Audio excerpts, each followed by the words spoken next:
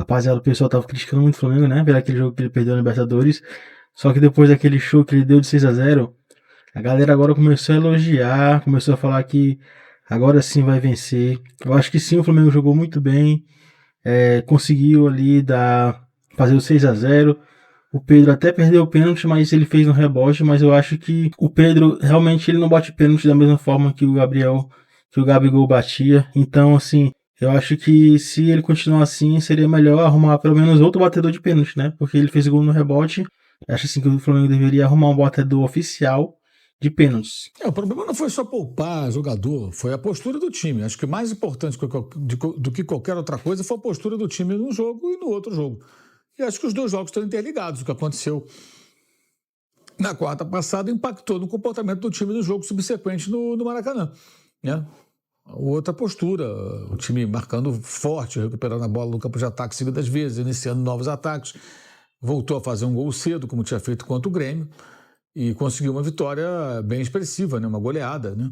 Tá, o Felipe foi bem, montagem da equipe, o time com apetite, com fome. Tem um detalhe aí que eu acho que do jogo que me chama a atenção, que é o Pedro batendo pênalti.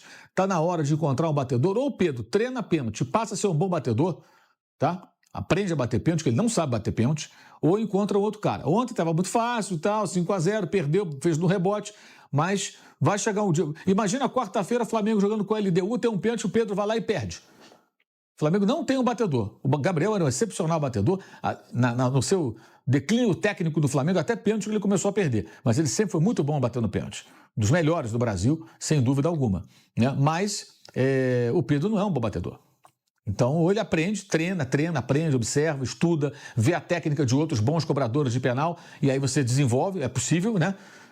Eu sempre gosto de lembrar, o Messi não batia falta. De repente, o Messi começou a treinar, começou a bater falta como poucos.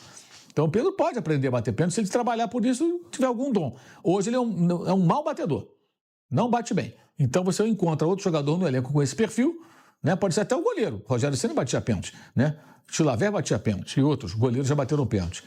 Ou então encontra uma solução. Isso eu acho que é muito preocupante. O jogo de ontem, até esse sinal ele deu, porque o gol foi marcado no rebote, para acender a luzinha. Olha, hoje estava fácil, um outro jogo não vai ser assim. Agora a atuação foi excelente, o time jogou com muito apetite, muita fome, primeiro tempo, segundo tempo, as mexidas, quem veio do banco veio com vontade, a Arrascaeta voltou a jogar bem, fez um gol muito bonito, Michael fez um bom jogo, gostei da atuação do Michael, participou inclusive de gols, né? Gerson deu assistência, foi uma atuação muito boa do Flamengo, foi uma atuação muito convincente. E numa situação também que não pode ser ignorada do Bruno Henrique, que sempre abala, né? Quando tem um problema assim fora de campo com algum jogador, isso pode abalar o time. Não abalou o comportamento da equipe, o comportamento foi exemplar, tornou fácil um jogo que nem sempre é fácil contra o Juventude. O próprio Botafogo ganhou do Juventude recentemente no Rio por 2-0, um jogo bem equilibrado, com chances para o time gaúcho, estava 1-0, o Juventude quase empatou, tomou 2-0, foi lá, quase marcou, e o Flamengo não tomou conhecimento, inclusive o Juventude estava rifando bola, não conseguia sair jogando. Essa conduta não houve contra o Central Córdoba, tá aí eu acho que o grande erro. Não é só porque o fulano e o ciclano não jogaram. Ontem também não jogou todo mundo, ele deixou de fora um ou outro jogador, mas quem jogou muito bem. O Plata jogando de centroavante, fazendo um belo gol também. Foi uma atuação impecável ontem do Flamengo. Vejamos agora no combo dessa semana super importante, o clássico com o Vasco. O Vasco que vem num momento de muita discussão interna depois de uma derrota. E aí, galera, vocês concordam com o Mauro César que o Flamengo realmente deveria ter outro cobrador de pênalti? Porque realmente o Pedro não costuma bater bem, né? Então, como eu já tinha dito antes, num jogo decisivo, um gol pode fazer a diferença, mas no Brasileirão, que você tem vários jogos, tem como você recuperar. Agora na Libertadores, que é só um jogo ali, eliminatória, fica difícil, né, cara? Começar a perder pênalti assim não dá. Mas ele elogiou a parte técnica do Flamengo, acha que aquela derrota serviu para motivar o time, né? Porque o Flamengo perdeu na Libertadores por um adversário muito pior. O Flamengo joga muito mais do que o adversário. E aí agora o Flamengo foi com gosto de gás, foi com tudo pra cima e conseguiu essa vitória aí por 6-0. Galera, agora a gente vai ver o que é que a Renata Fã vai falar sobre a vitória do Flamengo. O Flamengo deixou a imprensa toda em choque com aquela apresentação de ontem. Parecia tempo do Jorge Jesus, parecia aquele Flamengo de 2019 que fez 90 pontos do brasileiro, que saiu ganhando de todo mundo e era bem superior, era um patamar acima, como diz o Bruno Henrique, né? Então vamos ver o que a Renata Fã falou. Perdeu na da Libertadores para o modesto Central Córdoba e depois foi lá em Porto Alegre, 2-0 para cima do Grêmio. Pega o outro gaúcho Juventude, 6-0. Cicinho, esse time com a Arrascaeta jogando de novo muita bola, tá prometendo. Exatamente, Renata. E com o Felipe Luiz, né, você vê aí o Flamengo totalmente soberano contra o Juventude. Jogos assim, você até espera uma surpresa, alguma dificuldade, e o Flamengo não deu espaço para isso. Então demonstra que superou aquele jogo ridículo na Libertadores. São sustos que tomam e que acabam tendo que ter como exemplo. E o Flamengo tem usado isso como exemplo. Prova disso foi o excelente jogo, a volta aí, o Pedro fazendo 2 gols. Então, é um Flamengo muito, mas muito forte. O Pulgar, que tinha jogado muito bem contra o Grêmio, fez o gol. O Plata também, que é um jogador importante, ainda mais com essa situação do Bruno Henrique, que, aliás, foi ovacionado, aclamado pelo torcedor do Flamengo, que olha só pro campo, não olha pro resto, a gente até entende, não é? Pedro fazendo 2 gols, um de rebote de pênalti também.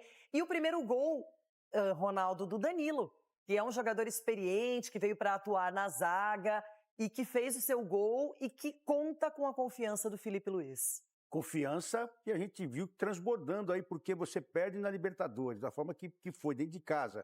E logo em seguida, nos dois últimos jogos, você faz 8 gols e não toma nenhum. É a resposta que a torcida quer ver, de um time que é feito de jogadores espetaculares. O treinador está demonstrando também que tem uma frieza diferencial aí de todos, que nós vimos que quando perde o jogo, tem treinador aí que sai dando chilique, sai brigando com o repórter, brigando com a portaria, todo mundo. O Felipe perdeu o jogo numa Libertadores e estava da mesma forma na coletiva. Então, além de ter um treinador equilibrado, é um timaço o Flamengo. Eu gosto quando você fala sobre equilíbrio. É uma palavra interessante. Hoje precisamos. Também achei isso também, né? Que o Flamengo, ele jogou mal na Libertadores e logo em seguida ele já teve 2 vitórias no Brasileiro e o Felipe Luiz, em nenhum momento ele foi ignorante com a imprensa. Pelo contrário, ele falou, admitiu os erros. Olha, o Rei não devia ter jogado assim. Então, assim, se fosse o treinador, poderia se esconder, poderia falar que inventar qualquer desculpa, mas não, o Felipe Luiz foi lá, falou que errou, falou que foi uma decisão ruim não ter entrado com o time titular, né? Que foi um time meio misto. E agora a gente viu o resultado, né? Que realmente o Flamengo jogou mesmo para vencer nesses 2 últimos jogos, fez 8 gols. Então assim, o time tá de parabéns, a Arrascaeta voltando a jogar bem. Espero que ele jogue como ele jogava antigamente, que ele às vezes não tem sequência, se machuca muito o Arrascaeta, mas eu acho que agora vai, pelo menos tá parecendo que vai ter uma sequência boa de jogos. Você acha que o Flamengo esse ano vai ser imbatível ou não? Você acha que é só fogo de palha, depois vai voltar aquele mesmo jeito? Ganha, perde, ganha, perde, ganha. Comente aí, quero saber sua opinião.